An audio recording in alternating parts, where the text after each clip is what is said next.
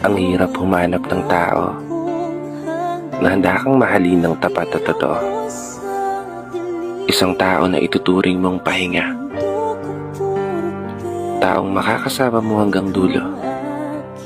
At isang tao na kailanman hindi ka ipapatalo.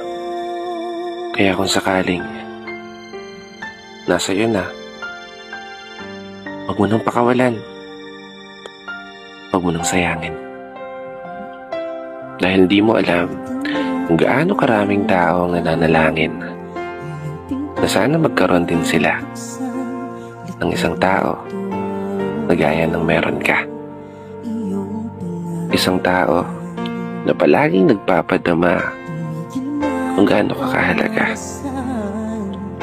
at gaano ka kaimportanteng tao para sa kanya.